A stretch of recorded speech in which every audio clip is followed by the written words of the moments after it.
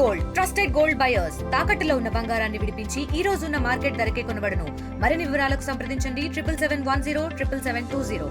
ఏలేరు ప్రాజెక్టుకి అయితే వరద పోటెత్తడంతో అలాగే ఏలేరు దిగువ ప్రాంతానికి అయితే మొత్తం ఈ యొక్క ఏలేరు వరదనైతే విడుదల చేస్తున్నటువంటి పరిస్థితి ఉంది. అలాగే ఎక్కువగా అక్కడ క్యాచ్మెంట్ ఏరియాలో వరద నీరు చేరుతున్న నేపథ్యంలోనే ఈ యొక్క ఏలేరు దిగువ ప్రాంతాల్లో ఉన్నటువంటి రైతాంగం ముఖ్యంగా మొత్తం 4 నియోజకవర్గానికి సంబంధించినటువంటి రైతాంగం అంతా కూడా ఈ యొక్క ఏలేరు వరద తాకిడికి అయితే చాలా ఇబ్బందులు అయితే పడుతున్నారు. ఇప్పుడు మొత్తం పూర్తిగా నష్టపోయే అవకాశం అయితే క్లియర్గా కనపడుతుందని చెప్పాలి. ముఖ్యంగా థాయిలాండ్ ఏదైతే ఉందో పిఠాపురం నియోజకవర్గం అయితే ఈ యొక్క ఏలేరు ఎఫెక్ట్ అయితే క్లియర్గా కనపడుతుంది.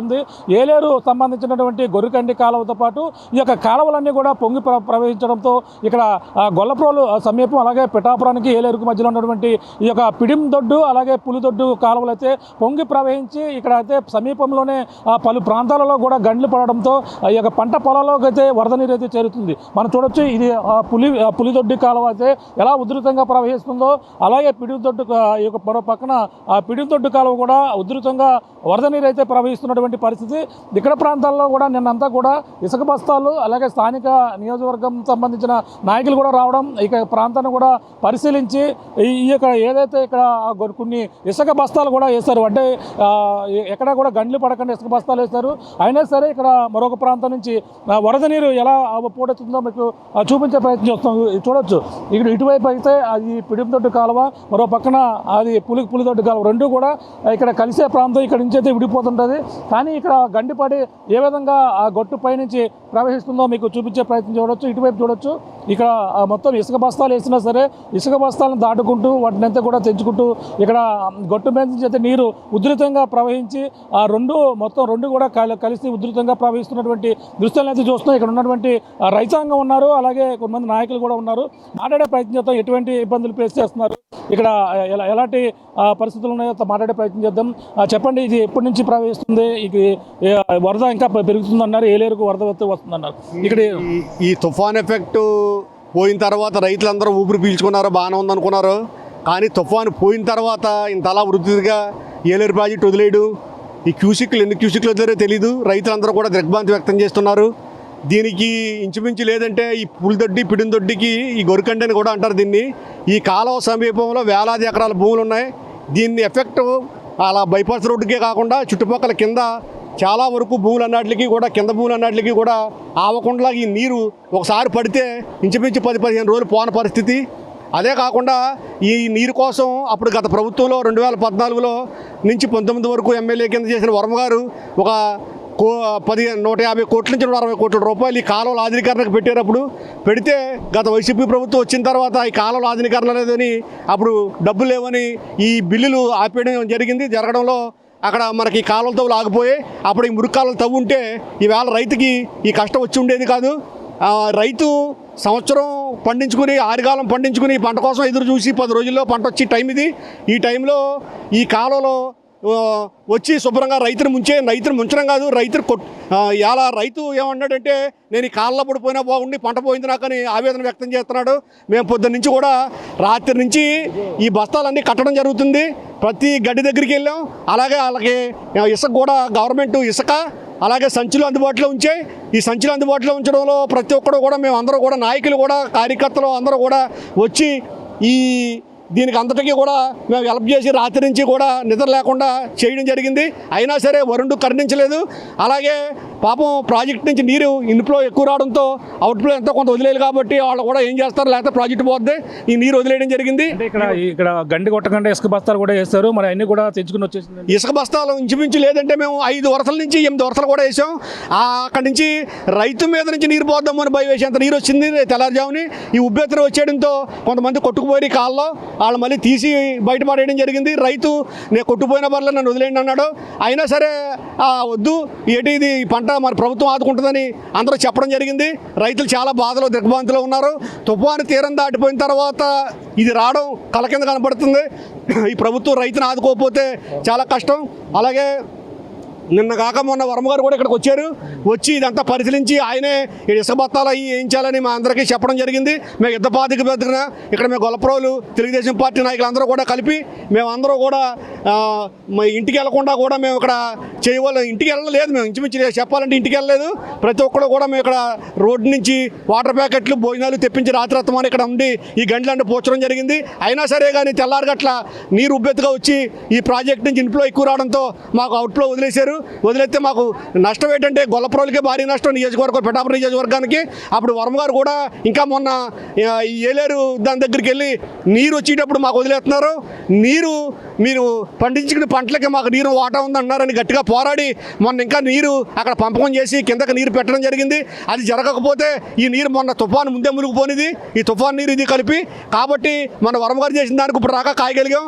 కానీ ఇప్పుడు మనందరం వచ్చి ఏం చేయలేకపోయాం. ఇంతమంది నాయకులు, ఇంతమంది ప్రభుత్వం ఇంత యుద్ధ ప్రాతిపదికన ఇన్ని చేసినా సరే మేము చేయలేకపోయాం. ఇప్పుడు మాకు చాలా బాధ ఉంది. ఇక్కడ మేము వీళ్ళకి ఏదైనా తెప్పించి పెట్టి ఇక్కడ యుద్ధ ప్రాతిపదికన సంచులు తెప్పించి ఇసుక తెప్పించి ఇవన్నీ వేయగలుగుతాం. ఇప్పుడు వరకు చేసాం. ఇంకా ఎక్కడెక్కడ గంటలు పడ్డాయి, ఇంకా ఈ సమీపంలో గంట పడ్డారు, రాపరితో గంట పడింది అంటున్నారు, ముక్కుల దగ్గర ఒక రాజపాలెం దగ్గర ఒక గంట పడింది అన్నారు. ఇంకా ఎక్కడెక్కడ ఇంకా పడ్డాయి? ఇక్కడ గొల్లప్రోల్లో ఇంచుమించు ఇక్కడ గరుకంటికి ఒక గంట పడిందండి. ఇక్కడ అమ్మవారి గుడి దగ్గర వెనకాల రాత్రి వరకు కట్టిన దాంట్లో గంట పడింది. ఇక్కడ మీరే చూస్తున్నారు ఇక్కడ ఇన్ఫ్లో దీన్ని ఇక్కడ భారీ గంట పడింది. ఈ గంట పడి మళ్ళీ కింద దొడ్లోకి వెళ్తారు. అది పూరిన తర్వాత మళ్ళీ ఇంకో గంట పడిపోద్ది ఇంచుమించు. లేదంటే ఇది ఎఫెక్ట్ బైపాస్ కూడా చూపించుతుంది. సాయంత్రానికి బైపాస్ కూడా నీరు చేరుకుంటుంది. మీరు ప్రభుత్వం కూడా యుద్ధ ప్రాతిపదికన ఇంకా ఇసుక బత్తాలకి ఇసుక అది పోయింటుంది ఇక్కడ. అలాగే మీరందరూ కూడా నిన్న కూడా వర్మ గారు కూడా అందరికి భోజనాలు అయి తెప్పించారు ఇక్కడికి వచ్చి. అలాగే ఇక్కడ నాయకులందరూ కూడా మేమందరూ కూడా ఉండి రాత్రి తెల్లవాళ్ళు దీపాలు అయి పట్టుకుని ఇవన్నీ చేసాం. అయినా సరే కాయలేకపోయాం. ఈ ప్రాజెక్ట్ ఇంత అలా వచ్చింది. కానీ రైతును ఆదుకోవాలా, రైతును మనందరూ కలిసికట్టుగా ఆదుకుని కూటమి ప్రభుత్వం అంతా కలిసికట్టుగా ఆదుకోకపోతే రైతు నడ్డి ఇరిగిపోయింది. రేపటి నుంచి రైతు ఇలా అయితే చేయలేడు. ఇప్పుడే పంట పండించి రైతు లేడు. ప్రతి వాళ్ళు కూడా ఉద్యోగాల కోసం వీటి కోసం చూస్తున్నారు కానీ పంటలు పండించడానికి ఎవరు ముందుకు వస్తలేదు. ఇలాంటి ఎఫెక్ట్ తుఫాన్ ఎఫెక్ట్లు ఉండి ఇవన్నీ కూడా ఇలా జరుగుతుంటే రేపు పొద్దున్న రైతు వ్యవసాయం చేసి కూడా ఉండడు. కాబట్టి అందరికంటే ముందు మనకు రైతు అన్నం పెట్టే రైతును మనం ఆదుకోవాలా, అన్ని ప్రభుత్వాలు కలిసి రావాలా, రైతును ఆదుకోవాలని మరీ కోరుకోవడం జరుగుతుంది. చెప్పండి, ఇంకా ఏ ఇబ్బందులు పడుతున్నారు రైతులు? ఇప్పుడు రైతులు ఎంతవరకు నష్టపోయే అవకాశం ఉంటుంది? అంటే ఇక్కడ థాయిలాండ్ కావడంతో ఎక్కువ వరద వచ్చి ఇక్కడ ముళ్ళు చేస్తుంటుంది. అంటే పంటలు ఇంకా ఎన్ని రోజుల్లో చేతికి వస్తుంది? ఇటువంటి టైంలో కొట్టింది గోరికండి ఒకటండి. తర్వాత ఏంటంటే ఇటు గొల్లప్రోలు మేము వెళ్ళిపోతుందండి. అది బలకట్ట అని ఉందండి. అక్కడ సైడ్ చుట్టుపక్కల గండ్లు కొట్టేస్తున్నాయండి. అవి అది కూడా చాలా గట్టిగా కాపాడుతున్నారండి. ఇప్పుడు ఎక్కడ మునిగిపోతే ఇంకా లాస్ట్ ఇయర్ పిఠాపురం నియోజకవర్గం ఇది బైపాస్ కూడా ఎక్కేసింది. ఇప్పుడు ఇది వస్తే ఇంకా ఏ ప్రాంతాలు మునిగిపోతాయి? గొల్లప్రోలు ఎక్కువగా ములుగుతుందండి. ఏమంటే బైపాస్ మొత్తం ములుగుతుందండి. మీరు అలాగే మునిగిందండి. ఎస్సీపేట తర్వాత ఏమో కాలనీ, ఈబీసీ ఇవన్నీ కూడా మునిగిపోతున్నాయండి.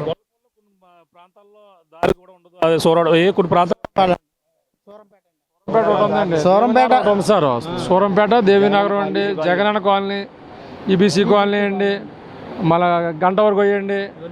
ఇవన్నీ మునిపోతాయి. శివాలయం మాను మెయిన్ మునిపోద్దండి. ఈబీసీ కాలనీ బాగా ఎక్కువ ఈబీసీ కాలనీ కొడతండి. చెప్పట్టు ఇక మార్కండిపురం ఒకటి ములుగుద్దండి. ఎక్కువగా ఇయ్య మునిగిపోతండి బాగా. గొల్లప్రోలకే ముప్పులు చేలు మొత్తం నిలబడేసేయండి. అవి మాత్రం అది కూడా రైతులు పాపం అదే చాలా ఇబ్బందిగా ఉందండి మా అందరికన్నా. అదే ఇంకా 10-15 రోజులు వచ్చేస్తాయండి. అంతా పంట మొక్కడికి వచ్చేయండి అందరికన్నా. 10-15 రోజుల్లో కోత రెడీగా ఉన్నారండి. పంట టైంకి ఇది ఇలా వచ్చిందండి. ఈ ముప్పు ప్రాంతం ఇలా వచ్చింది సార్. ఇది పంట చేతికి వచ్చే సమయంలో అలాగే మరో 15 రోజుల్లో వచ్చే పరిస్థితిలో ఉన్నది చూడొచ్చు. ఇప్పుడు వాళ్ళు పిల్లిందోటి డోటండి, పులిదోటి డోటండి. అలాగే కింద సీతానగరం ఒకటి మునిగిపోయింది. దీనివల్ల తర్వాత బాడ ఒకటి మునిగిపోయింది. 10-15 రోజుల్లో కోత వస్తాయండి మొత్తం అవన్నీ. దీనివలన కోత రావడం వల్ల ఇవన్నీ ఎఫెక్ట్ మాకు మొత్తం 15 రోజులు కోతకు వచ్చి అలా చేతికి వచ్చిన పంట పోయిందండి. ఈ పంట ఆదుకోకపోతే రైతు ఇంకా ఆత్మహత్య చెప్తే దారి లేదు. మేము కౌలు రైతులు అండి, సొంతంగా చేస్తున్నాం, సొంత రైతులం కాదండి. ఇంకోళ్ళు పొలం ఇచ్చుకుని 20 ఎకరాలు చేస్తున్నాం అండి. పెట్టుబడి పెట్టేసామండి. ఇంకో 15 రోజులకు వస్తుందండి. ఈ డబ్బులు ఇప్పుడు ఇంకేమన్నా చూడడం పోయినట్టుగా నీరు తగ్గిన తర్వాత కూడా ఉపయోగపడదండి. ఏమి ఉపయోగం మొక్క వచ్చేద్దండి సార్. 15 రోజుల కోతకు వచ్చేద్దండి. కౌలు రైతు అండి, సొంత రైతులం కాదండి, సొంత చేసుకుంటున్నాం భూమి. నష్టపరిహారం ఇస్తారు. నష్టపరిహారం రైతు అకౌంట్లోకి వెళ్తుందా, కౌలు రైతుకి? కౌలు రైతు అకౌంట్ వేస్తేనే బాగుంటుంది. ఏం చేస్తారంటే ప్రతి రైతు అకౌంట్లోకి వేసి రైతుకు భూమి ఉంది కదా రైతుకి వేసేస్తున్నారండి. అదేం వద్దండి. చేసుకున్న వాడికి ఆల్రెడీ కౌలు రైతు కార్డు ఉంది. కౌలు రైతు చేసుకున్నవాడికి కౌలు రైతుకి మాత్రం ఎవడో వేస్తలేదండి. ఈ నాశనం అయిపోయి కౌలు రైతు అండి. మెయిన్ రైతు ఎవడో నాశనం అయిపోతారు, కౌలు రైతు నాశనం అయిపోతుంది. అది మీ కౌలు రైతు అండి. నేను చేస్తున్నాను 20 ఎకరాల భూమి నష్టపరిహారం.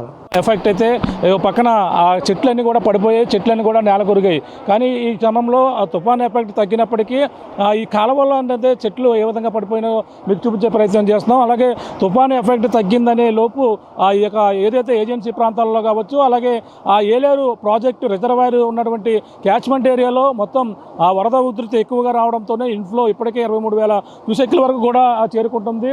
దాన్ని అయితే విడతల వారీగా ఇటుగా ఏలేరు ప్రాజెక్టు నుంచి అలాగే ఏదైతే ఇటుగా అయితే వదులుతున్నటువంటి పరిస్థితి ప్రధానంగా కనపడుతుంది. ఇప్పుడైతే చూడొచ్చు, ఎటు చూసినా ఆ వరద నీరే ఇక్కడైతే గత సంవత్సరం కూడా ఉధృతంగా వచ్చి ఈ యొక్క ఏలేరు ప్రాజెక్టు వలన ఈ యొక్క ఏలేరు బైపాస్ రోడ్డుతో మొత్తం అంతా సంబంధించినటువంటి ఈ టోల్గేట్ వద్ద వరకు అంతా కూడా నీట ములిగాయి. ఇప్పుడైతే ప్రస్తుతం ఏదైతే గొల్లప్రోలు ఉన్నటువంటి ఈబీసీ కాలనీ కావచ్చు, అలాగే సూరాడపేట రాకపోకలు పూర్తిగా తెగిపోయినటువంటి పరిస్థితి. ఇంకా నీరు ఇంకా పెరిగితే మాత్రం కొన్ని ప్రాంతాలలో అంతా కూడా నీట ములిగే పరిస్థితి అయితే ప్రధానంగా ఉంటుంది. ఇప్పుడు ఏదేమైనా రైతాంగం అయితే పూర్తిగా నష్టపోయే అవకాశం ఉందంటున్నారు. అలాగే పంట మరో 15 రోజుల్లో చేతికి వస్తుంది. ఆ చేతికొచ్చే సమయంలోనే ఈ యొక్క వరదలు వచ్చి ఈ విధంగా ముంచెత్తడంతో చేతికొచ్చి అందొచ్చినటువంటి పంట ఇప్పుడంతా కూడా కౌలుకి ఇచ్చి పండించే రైతులు ఈ యొక్క నష్టపరిహారం కూడా రైతుల అకౌంట్లో పడుతుంది.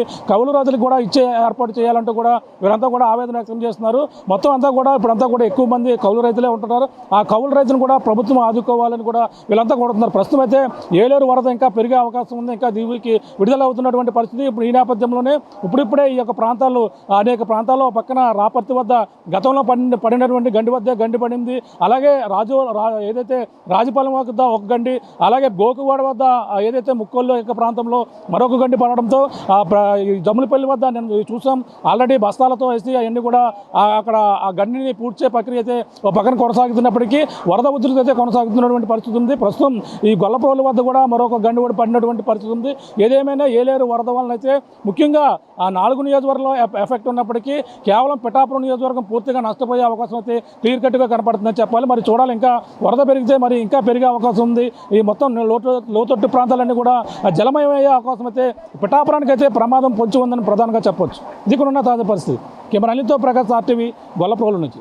తెలుగులో న్యూస్ కి ఫాస్టెస్ట్ యాప్ ఇప్పుడు టోటలీ న్యూ అవతార్లో జస్ట్ 5 seconds లో కంప్లీట్ న్యూస్. సోషల్ మీడియాలో ట్రెండ్స్ కి one stop solution. Live TV app voice search option తో ఇప్పుడే డౌన్లోడ్ చేయండి లేదా అప్డేట్ అయిపోండి. యాప్ లింక్ డిస్క్రిప్షన్ లో ఉంది.